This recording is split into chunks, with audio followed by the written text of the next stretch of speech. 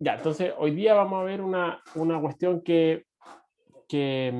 con esto, digamos, terminamos en cuanto a contenido en la parte de sólido, que no le voy a dar tanto énfasis, por eso va a ser como que comenzamos y terminamos con esto, que es el concepto de momento angular, que si bien es súper importante, siempre les digo que es súper importante, pero me refiero a importante como en un contexto de física así bien en general. El concepto de momento angular se ocupa en un montón de situaciones distintas que no tienen necesariamente que ver con rotación de sólidos. ¿Sí? Se ocupa para conservación de momento angular, existe al interior del átomo, por ejemplo, el movimiento orbital de los electrones conserva esta cantidad que vamos a definir hoy día, que se llama momento angular. Bueno, los sólidos muchas veces conservan el momento angular. Los planetas cuando giran alrededor de la estrella, de una estrella cualquiera, conservan esta noción de momento angular. Entonces, por eso es que es bien amplio, ¿sí? Pero aquí como que nosotros no le vamos a sacar tanto el jugo, va a ser solo la clase de hoy día, y quiero como que rescaten un par de cosas como que son, creo yo, bien bonitas y como que para dónde como que apunta esto, ¿sí? Entonces vamos a considerar lo siguiente. Voy a aquí que rescatemos el mono primero. Entonces, el mono vamos a considerar que voy a tener una partícula, quizás voy a hacer un mono antes que eso, y voy a hacer la deducción, era antes, no después, antes.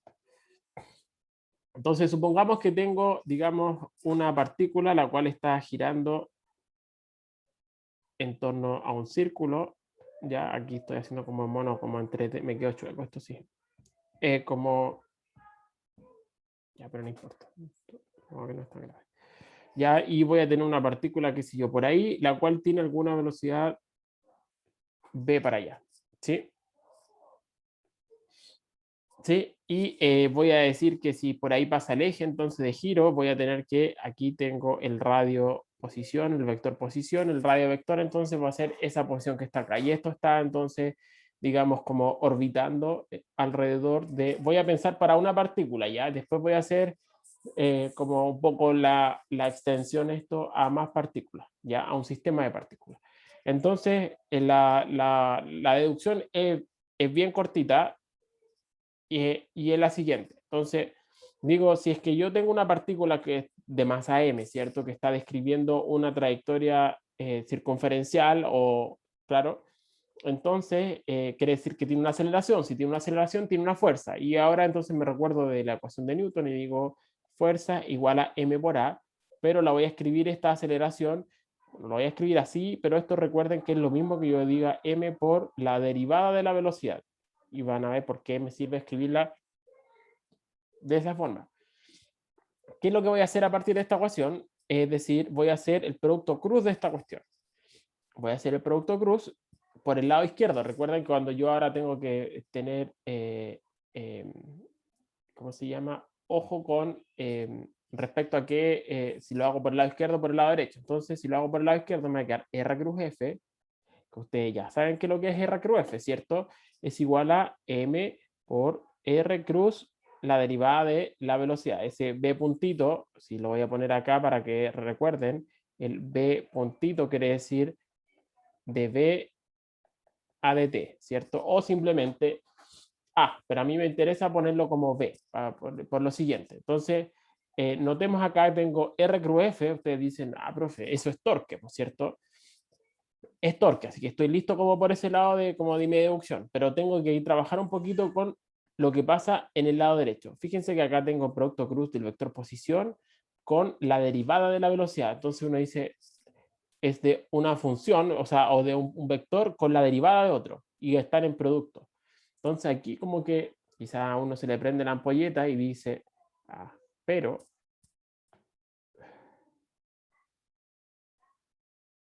¿cuánto vale?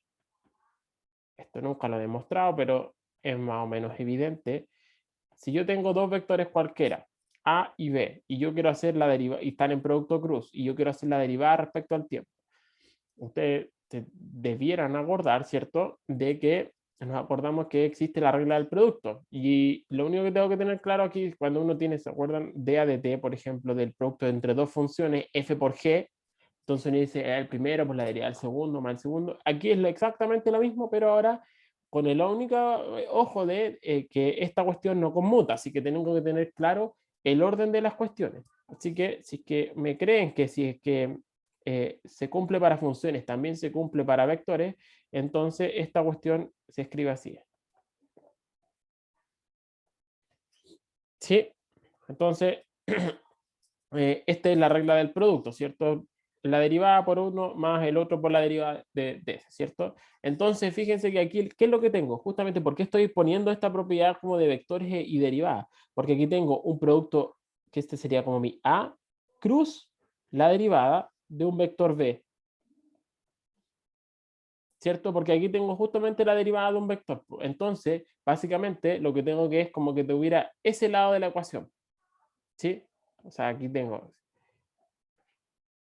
si A es igual a R y B es justamente mi vector velocidad, el que tenía acá, entonces para poder aplicar directamente esta propiedad en esta expresión que tengo aquí arribita, entonces lo que voy a hacer va a ser lo siguiente. Fíjense que este lado derecho, el segundo término del lado derecho, lo voy a poder escribir como esta derivada total menos todo eso que está aquí, ¿cierto? Si tiro este para la izquierda, me va a quedar entonces que de A de T de R cruz B es igual a así, menos dr a de t cruz velocidad es igual a R cruz de B a de t, ¿cierto? Que eso es justamente esto, es lo mismo que esto, ¿cierto? Entonces, aquí, ¿puedo hacer alguna deducción acá? No, ¿alguna simplificación o no? ¿Este término qué es? Una derivada total. No tengo mucho que hacer al respecto, ¿cierto? No puedo simplificar, tengo R cruz B nomás. Pero, ¿qué dirían ustedes respecto al segundo término? El segundo término es clave. ¿Qué cosa es dr a de t? ¿Qué cosa es? Por definición, ¿qué cosa ¿cuánto vale? Eso es la derivada de la posición. ¿Cuánto vale la derivada de la posición? Chiquillos. Velocidad. Velocidad, exactamente. Muchas gracias. Entonces, si es que eso es velocidad, ¿cuánto vale entonces B cruz B? ¿Cuánto vale el producto de un vector consigo mismo? Cero. Cero, muy bien. Esto entonces vale cero, se va a ese término. Entonces ahora esta derivada que tengo acá es exactamente esta derivada de total, porque ese término me lo eché. Entonces reemplazando aquí en la ecuación, voy a poner este asterisco.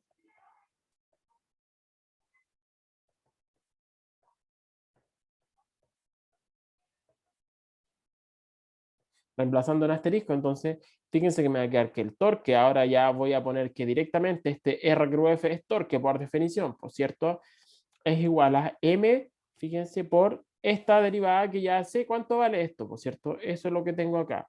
Entonces, me va a quedar que eso es simplemente, bueno, escribo acá, aquí hay distintas formas de ponerlo, M por de A de T de R cruz V, ¿cierto? Y como la masa de una partícula normalmente uno la considera como constante, ¿cierto? Eso se puede reescribir como que es torque igual a y puedo entonces meter la masa dentro de la derivada y me va a quedar como que eso es d a de t de R cruz M por V. Yo sé que esto para ustedes quizás es algo nuevo, pero existe. Entonces, tengo que. Lo voy a dejar así primero, por ahora.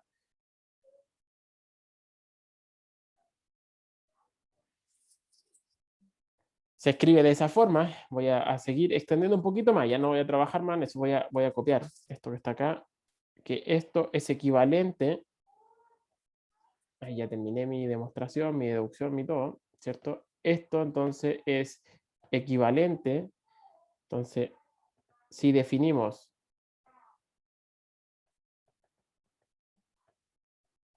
aquí hay un par de definiciones nomás. P como M por V, que esta definición se llama momento lineal o momentum.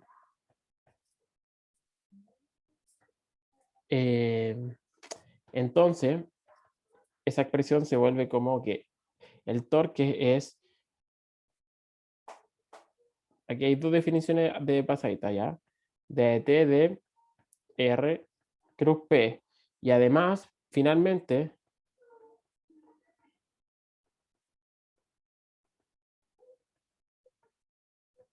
se define la cantidad L mayúscula como R cruz P, y esto es lo que se llama momentum angular. Y esto entonces es la, aquí con eso así, y entonces, aquí hay dos definiciones de pasadita, pero no es tan importante, ¿ya? Es que el torque se puede escribir como la derivada de L a dt, y esa sí es la ecuación importante. ¿Sí? Entonces, ¿qué es lo que hicimos? Habíamos llegado que para una partícula, si me voy a recapitular lo que hice en esta diapositiva, para una partícula habíamos encontrado de que el torque corresponde a la derivada temporal, a la derivada, claro, temporal de este producto cruz, ¿sí? Entonces aquí para escribir las cosas un poquito más compacta, porque están relacionadas con otros problemas, con otras situaciones de física, uno dice a este m por v le llamamos momentum. No sé si lo habían escuchado, nosotros en Física 1 por razones de tiempo decidimos con Pablo el semestre pasado como no despreciar, pasar por alto un poquito esta noción de momentum, pero para efectos de esto no es tan importante que lo entiendan. ¿Sí? Existe un nuevo vector que se llama momentum, que se define simplemente como la masa de una partícula por su velocidad. ¿Sí? Se ocupa este concepto de momentum, se ocupa normalmente para describir situaciones de choque, de los problemas típicos con momentum son para entender las bolas en una mesa de pool, qué sé yo, cuando chocan, vienen con distinta dirección, para dónde sale uno, para dónde sale otro, se ocupan normalmente con esta noción de momentum. ¿Sí? Entonces, si ahora yo defino este P, que se llama momentum, lo enchufo acá en esta expresión, me queda que el torque es la derivada de R cruz P, porque P fue lo que llamé acá, ¿cierto? Y ahora, a su vez, defino este producto completo de R cruz P, que sería al final, a la larga, lo mismo que yo diga que L es R, que diga que es M por R cruz V. Escucha, mis V y R son re parecidas, pero voy a R cruz B. Es lo mismo, son la misma cuestión, ¿cierto? Ocupando la definición de P es M por B, así que es lo mismo, ¿sí? Lo importante es que ese producto cruz de posición con velocidad, y eso se llama entonces momentum angular, ¿sí? Y se denota universalmente por la letra mayúscula L. ¿Y a qué ecuación llegamos? La ecuación a la que llegamos es que el torque está relacionado directamente con un cambio temporal en esta cantidad que nosotros llamamos momento angular. ¿Sí? O sea, si es que cambia esta cantidad L en el tiempo, quiere decir que hay un torque. Eso es como, así es como tengo que interpretar esto. Es decir, si es que esta cantidad que yo llamé L mayúscula, llamada momento angular, cambia en el tiempo, ¿sí? O sea, si su derivada es distinta de cero, entonces quiere decir que hay un torque actuando en el sistema. ¿Sí? Entonces, esto es como bien análogo, esto es análogo a que yo diga F igual a M por A, ¿cierto? Pero M por A es lo mismo que escriba que es M por la derivada de la velocidad en el tiempo, ¿sí? Eso justamente, y eso otra forma de escribirlo, si es que ahora ocupo mi definición de acá, la segunda ley de Newton, y fue como realmente la escribió Newton, la escribió como de P a dt, ¿sí? Es el análogo en una dimensión, o sea, en el análogo para traslaciones de esta ecuación es esta otra que está aquí arribita, ¿sí? F igual M por A, la ecuación de toda la vida, ¿cierto? Es exactamente la misma que esta está marcada en azul. Esta es la segunda ley de Newton. Esta es la segunda ley de Newton, ¿sí? Esa es la segunda ley de Newton. Esa es la que me dice, si es que cambia el momentum de una partícula en el tiempo, y recuerden, dice, pero ¿qué era el momentum?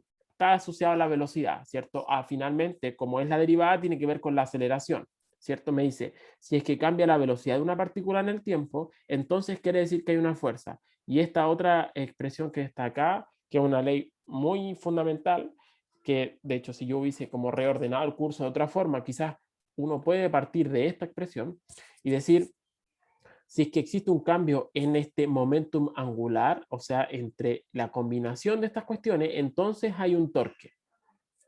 ¿Sí?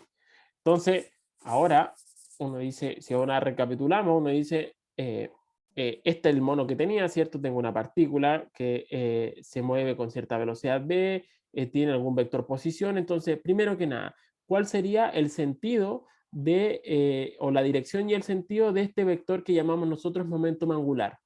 Entonces, si se fijan, tengo que este movimiento ocurre solo en el plano, ¿cierto? En el plano de giro de la partícula. Si tengo que ocurre en el plano de giro, entonces tengo que hacer el producto cruz acá entre el vector r que vive en el plano con la velocidad v que también vive en el plano. Si normalmente, por ejemplo, pienso que esto está describiendo un círculo y estos vectores son perpendiculares, no tienen por qué ser perpendiculares, pero si son perpendiculares, eh, eh, eh, entonces, en qué dirección vive o en qué dirección existe el vector momento angular, uno dice, estos dos vectores me definen un plano, ¿cierto? Que es el plano de giro, por lo tanto, al hacer el producto cruz por regla de la mano derecha, la única opción posible, al hacer R cruz B, ¿cierto? Por regla de la mano derecha, el pulgar me queda apuntando hacia arriba, ¿sí? Entonces, siempre el vector momentum angular es un vector que vive como que perpendicular al plano de giro. ¿Sí? Si yo tengo un problema acá que ocurre en el plano de su pantalla, entonces y esto está haciendo así, ¿cierto? Así. Y tengo una partícula que está girando, entonces al hacer vector R cruz la velocidad, entonces el vector, la única opción posible es que salga hacia, como la cara, si usted hace regla de la mano derecha, ¿cierto? Sale de la pantalla. ¿Sí? En ese sentido vive ese es el sentido que tiene el vector momentum angular. ¿Sí? Entonces, como ahora dice, yo esta como gran unidad es lo que quería destacar, o sea, gran unidad, esta mini unidad, lo que yo quería destacar en esta clase es lo que se llama la conservación del momento angular. Uno dice, ¿cuándo se conserva el momento angular? Entonces, el momento angular, fíjense, a partir de esta ley que tengo acá, digo entonces, si es que el torque es cero, o sea, si esta cantidad entonces vale cero, digo la derivada de el vector L de mi vector momento angular es cero. Si es que la derivada es cero, ¿qué puedo concluir? Y si es cero en todo instante de tiempo, no si es cero en un punto, si es cero para todo tiempo.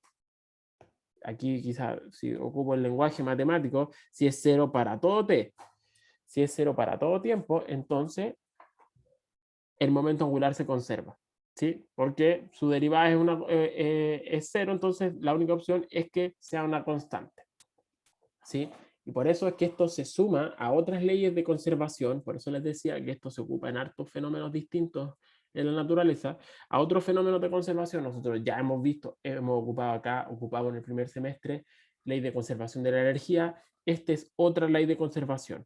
Dice, el momento angular se conserva en los sistemas donde el torque es cero. ¿Sí? Si el torque es distinto de cero, entonces quiere decir que el momento angular está cambiando en el tiempo. ¿Sí? Pero cuando es cero, entonces el momento angular se conserva. ¿Sí? ¿Se entiende hasta acá, chiquillo, no? Creo que va a quedar más claro en lo que viene.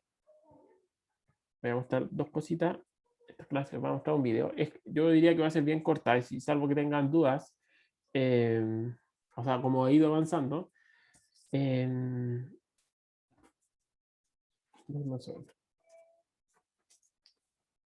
Sí, porque la próxima semana partimos como con otra materia, entonces no quiero partir ahora con esa materia.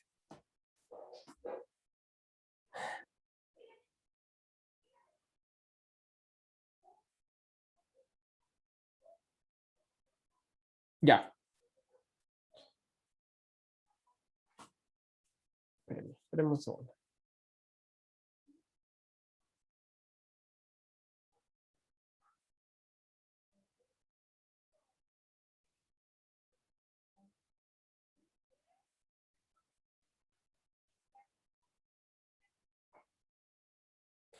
Ya, entonces hagamos lo siguiente. Consideremos ahora cómo se aterriza esto a un sólido. ¿Sí? Si tengo, digamos, un sólido, para un sólido, entonces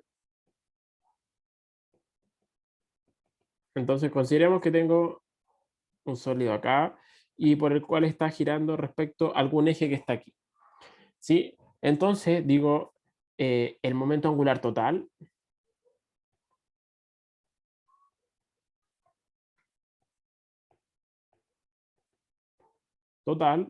será la suma de los momentos angulares, ¿cierto? De cada partícula.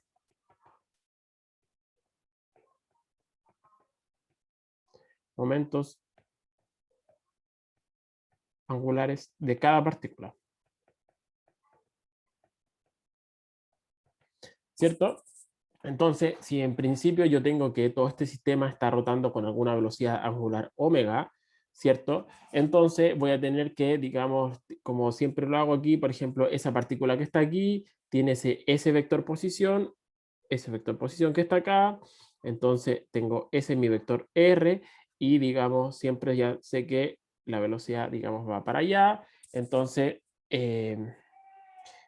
que es perpendicular al radio de giro, ¿cierto? Entonces tengo que para allá va la velocidad. Entonces digo, el momento angular total va a ser la sumatoria de los momentos angulares de cada una de las partículas, ¿cierto? Desde igual 1 hasta n. Lo que estamos haciendo aquí ya es como que suponer que esto es la colección de muchas partículas, ¿cierto? Entonces, ¿cuánto va a ser el momento angular de cada una de las partículas? Entonces, esto voy a mantener la sumatoria todo el rato. Va a ser una sumatoria, ni siquiera lo voy a poner índice porque quiere decir que estoy sumando para todas las partículas. Entonces va a ser la masa de la partícula iésima, ¿cierto? Por la posición de la partícula iésima cruz la velocidad de esa partícula iésima, ¿cierto? Sí, porque recuerden que el momento angular para una partícula, como lo habíamos definido previamente en esta diapositiva anterior, ¿cierto? Era eso, ¿cierto? MR cruz V, ¿cierto? Entonces, recuerden que estoy pensando en el plano, ¿cierto? Entonces, ¿qué puedo decir respecto si es que, qué puedo decir respecto a cuánto vale la velocidad de esta partícula que está aquí con la velocidad angular? ¿Cómo se relaciona D con omega? ¿Cómo se relaciona?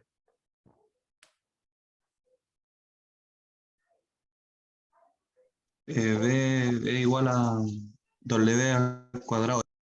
¿Cómo? W al cuadrado R. No, perdón, es omega por R. Ese W al cuadrado por R es la aceleración. Aquí uno dice, pero la velocidad de la partícula iésima es omega por R. ¿Sí? ¿Estamos claros, chiquillos? ¿Se acuerdan de eso, no? Y recuerden, una cuestión importante es que es el mismo omega para todos. De hecho, aquí yo siempre le he dicho lo siguiente, como que en cuanto al módulo es omega por R, pero cuando yo lo escribo normalmente de manera vectorial, esperen, ¿cómo lo hago esto? Ah, ya sé, voy a hacer un paso previo antes. Entonces, voy a hacer una deducción un poquito más simple para no enredarlo. Entonces, si el movimiento es en el plano, si el movimiento es en el plano, entonces nosotros ya acabamos de decir que ya sabemos para dónde apunta el momento angular, ¿cierto? Si el movimiento es en el plano, el vector momento angular sale de ese plano, ¿cierto? Entonces, y por lo tanto, es lo mismo que hemos hecho todo el curso con el torque, ¿cierto? Todos los problemas que hemos hecho, el de la escalera, ¿cierto? Todos los problemas que hemos hecho y que hemos resuelto el torque, recuerde, porque como los problemas están en el plano, lo único que nos interesa a la larga es, bueno, obviamente la magnitud y el signo, porque ya sabemos que signo positivo quiere decir, por ejemplo, dependiendo de mi convención, que sale de la pantalla o entra a la pantalla. Pero, ¿y por qué? Porque el vector torque como que vive en el plano que que sale o entra, ¿cierto? Que si el problema está en la pantalla, entonces el torque es un vector que sale o entra. Y de hecho, es la misma relación que está acá, ¿cierto? Por esto es lo mismo, ¿cierto? Si esto vive en el plano, entonces tanto el torque como el momento angular van en esa dirección perpendicular a esa, ¿cierto? Y por lo tanto, lo único que nos vamos a preocupar para hacer la demostración aquí un poquito más simple, es si es que el movimiento en el plano, lo único que nos importa al final es el módulo, ¿cierto? Entonces, nos interesa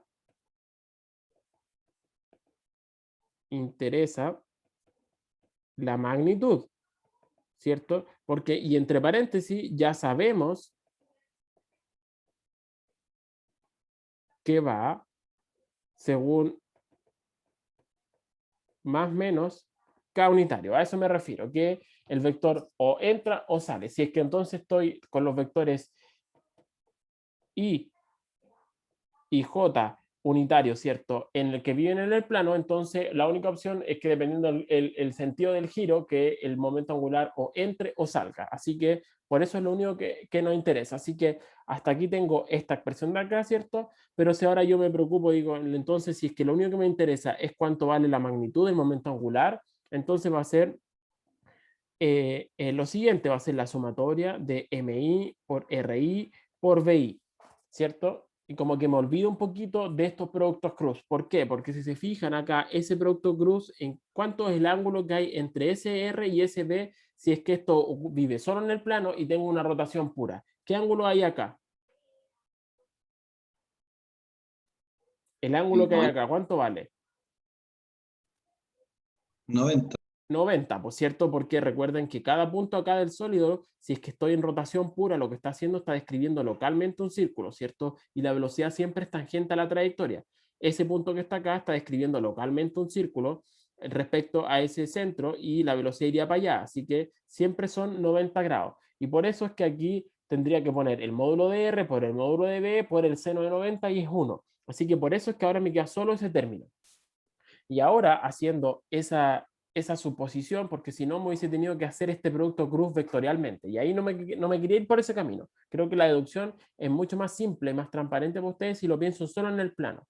Pero si lo pienso solo en el plano, ahora sí les puedo repetir la pregunta. ¿Cuánto es la relación entre B y omega? Y como dijo un compañero, puedo decir que la velocidad de la partícula iésima es omega por RI, ¿cierto? B igual omega por R, pero notando que este omega es el mismo para todo el sólido porque está rotando como un sólido, ¿cierto? El omega es el mismo, pero la velocidad de cada partícula es distinta porque depende de la posición, ¿cierto? Depende de la posición de la partícula y encima de la velocidad que tenga, ¿cierto? Entonces, si reemplazo ahora, reemplazando, me va a quedar que el módulo del momento angular, fíjense qué es lo que me queda. Al reemplazar SV por omega por R, me queda RI por RI es R al cuadrado y me va a quedar la sumatoria de MI por RI al cuadrado por omega. ¿Alguien reconoce cuánto es esto que está acá o no? ¿Cuánto es eso por definición? Por definición, ¿cuánto vale todo esto que está acá? El paréntesis.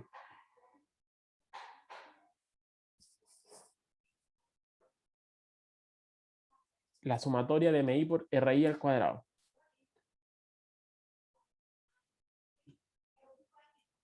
Chiquillos. Chiquillos, esta pregunta deben saberla, de verdad. No lo digo de mala onda. Deben saber eso. Es una definición del curso.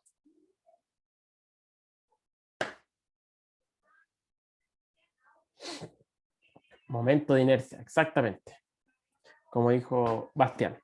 Esto por definición es el momento de inercia y el momento de inercia, como todo lo hice respecto a este punto que estaba acá al origen, es el momento de inercia respecto al origen. Entonces, esto me va a quedar finalmente, aquí lo voy a poner acá, el momento de inercia, y por lo tanto, el módulo del momento angular lo puedo escribir como I por omega. ¿Sí? Omega como magnitud. Si es que esto, en general, si es que yo hubiese hecho la deducción como con toda la formalidad del mundo, en general, uno tiene que el momento angular realmente se escribe como I por omega. como vector. ¿Ya? ¿Sí? Entonces me dice exactamente acá, y esto cuando yo tenía hace un rato P igual M por B, es el contraste, el análogo a esto que está acá. Fíjense que cuando decía P igual M por B era para el caso de traslaciones. Aquí nuevamente tengo, por eso es que ambos se llaman momentum. Uno se llama momentum, o momento, como quieran, y el otro se llama momentum angular. ¿Sí? Porque entonces este caso es como una masa, ¿cierto? Su inercia por la velocidad angular. ¿Sí? Entonces ahora viene la cuestión muy bonita, que es que si es que ahora yo ya sé que el momento angular se escribe así o así, como quieran, entonces, si el torque es cero, si el torque es igual a cero, digo entonces L se conserva, ¿cierto? Y por lo tanto, si tengo que se conserva, entonces puedo, al igual como uno hace en ecuación de conservación de la energía, digo, energía inicial igual a energía final, es lo mismo acá, pues va a ser momentum inicial, tiene que ser momentum final, así que me va a quedar un I por omega en una situación inicial, tiene que ser igual a I por omega en una situación final.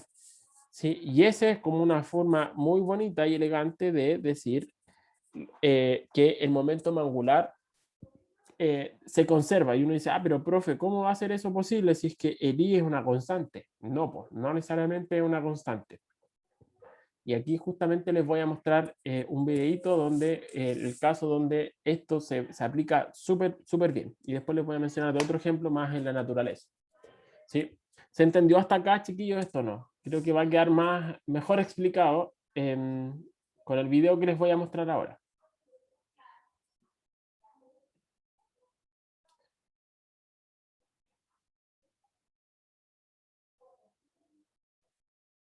Espero que todos vean mi pantalla. Esto tengo que ponerle. Es que no veo las cositas. Espérenme.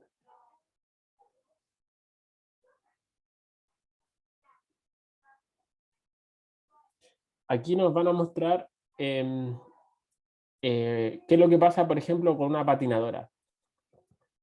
Fíjense en el cambio en la posición que tiene ella y después cómo acelera cuando ella cierra las piernas. Y eso todo se explica por la conservación del momento angular.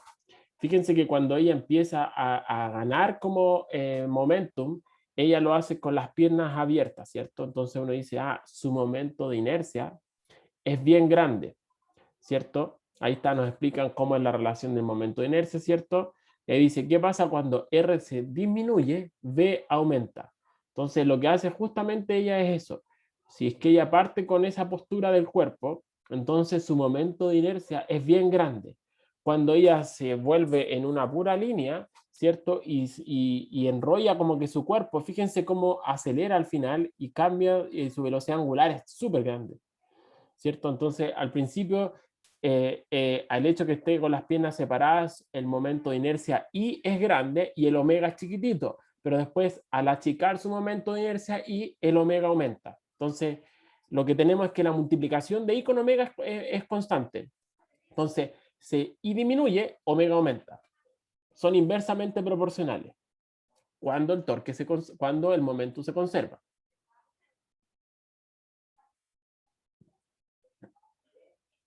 ¿Sí? ¿Se entendió, chiquillo, no? Bueno, ahí explican. Ahí está, dice como el R es chiquitito, entonces si el momento de inercia básicamente es m por r cuadrado, entonces por la ley de conservación del momento angular, la velocidad angular aumenta. ¿Sí? Entonces es todo un análisis detallado respecto a la posición del pie, etc.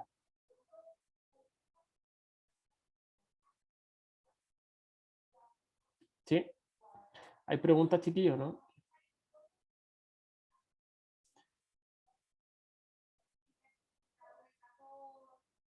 Entonces, No, se entendió mejor. ¿perdón? Se entendió mejor con el video. Qué bueno. Entonces, si es que uno, voy a mostrar de nuevo mi pantalla acá. Entonces, justo lo que tenemos acá, chiquillos, es que tenemos que el producto de estas dos cosas tiene que ser constante. O sea, L, si decimos que es I por omega, es constante. Entonces, si es que es I por omega es lo que es constante. Entonces, como es una constante, quiere decir que son inversamente, las multiplicaciones constantes son inversamente proporcionales. Si es que I aumenta, entonces omega disminuye. Si es que I disminuye, entonces omega aumenta. ¿Sí? Y eso ocurre justamente en el caso de la patinadora. Existen otros casos en la naturaleza donde esto también ocurre. Por ejemplo, si es que quiero describir el movimiento de, esto sería el Sol, y esto aquí tengo la Tierra, por ejemplo, que está orbitando. Aquí está la Tierra. Exactamente lo mismo, digo, tiene más o menos, bueno, una trayectoria elíptica, también se conserva el momento angular, puedo demostrar de que se conserva porque el torque, la fuerza que hace el Sol hacia la Tierra la empuja hacia el centro, y por lo tanto puedo calcular de que el torque es cero, ¿sí? Porque es una fuerza, hagámoslo, porque así con las manos, porque es bien sencillo. ¿Cuánto sería si yo quiero calcular el torque que le hace el Sol a la Tierra mientras está girando?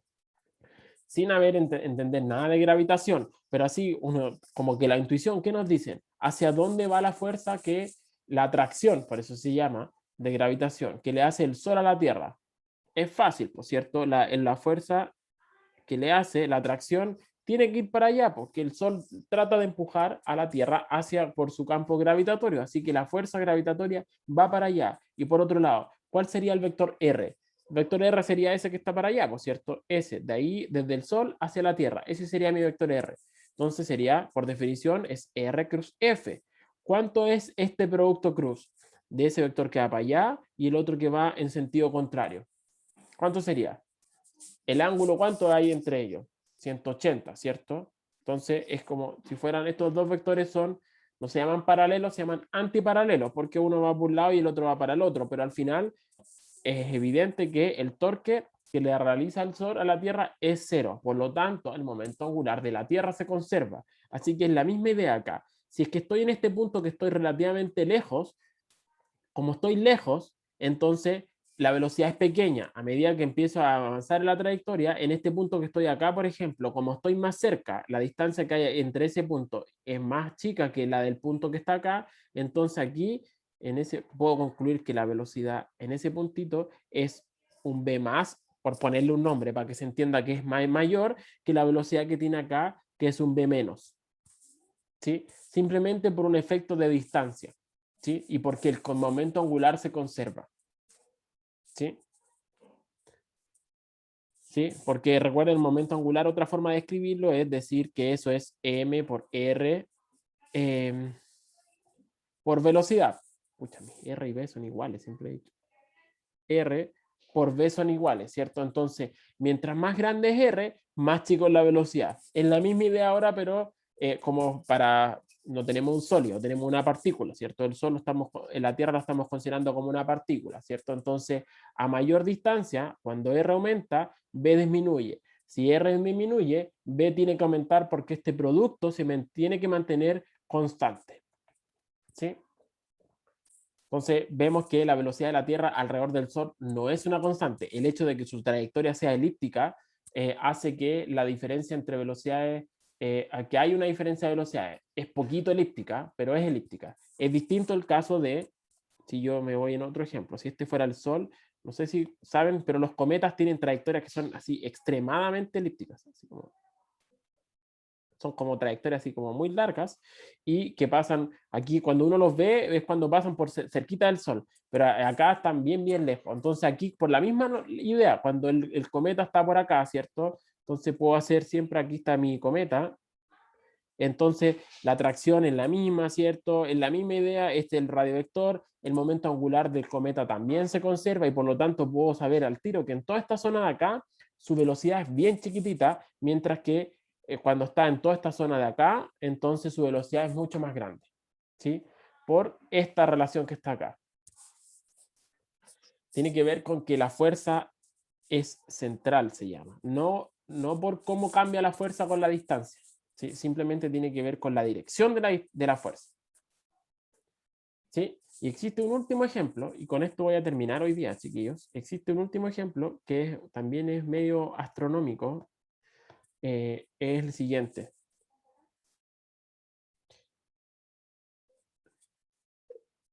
Así como una breve descripción de la vida de las estrellas. Cuando las estrellas tienen como un ciclo de nacen, como que crecen, viven y después eventualmente mueren.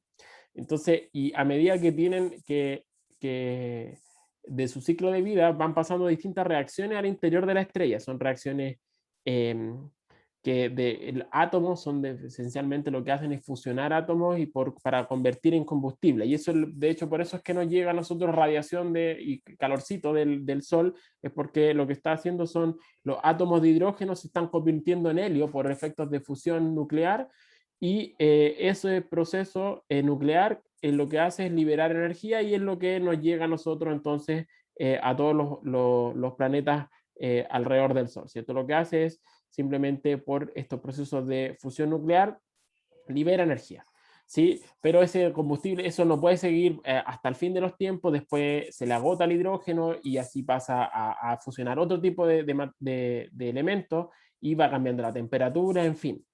Pero algo que, y todo eso se sabe con harto detalle, una cosa que también se sabe es que a medida que la estrella, para cierto tipo de estrella, cuando estas estrellas a veces como que explotan y después se comprimen, lo que ocurre es que uno tiene esencialmente que toda la estrella, el Sol también, lo que tiene es que el Sol, esto es harto más complejo que lo que hemos estudiado nosotros en el curso, el Sol también está rotando.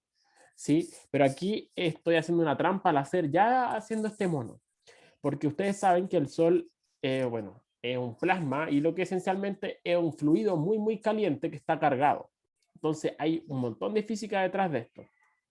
Entonces, esto que yo ponga omega sí es bien tramposo, porque en verdad como que la velocidad del Sol no es la misma en todos lados, porque no es un sólido. Yo todo el rato le he dicho, cuando un sólido gira, entonces el omega es el mismo para todas las partículas del sólido. Ya, eso lo hice súper enfático que era para el sólido. Cuando tengo un fluido que está girando, el fluido gira, el fluido no tiene el mismo omega. ¿Sí? En particular el Sol, dependiendo si están en el ecuador del Sol, no es lo mismo las partículas que están por acá en el Sol. No tienen el mismo omega, tiene corrientes, tiene cosas bien, mucho así, extremadamente complicadas. Pero si hago un modelo así, bien con las manos, tengo esto. Y como les decía, en una etapa así bien posterior, lo que voy a tener es que el Sol se convierte en una cosa mucho más chiquitita. ¿Sí? Y entonces aquí le voy a poner un omega inicial y aquí voy a tener un omega final.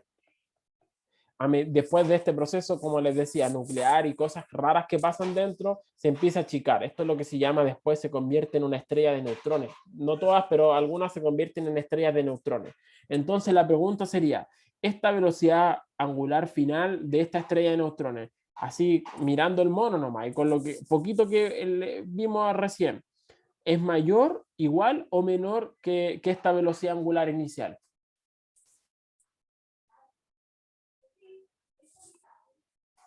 Sería mayor. La velocidad angular final exactamente es mayor que la velocidad angular inicial.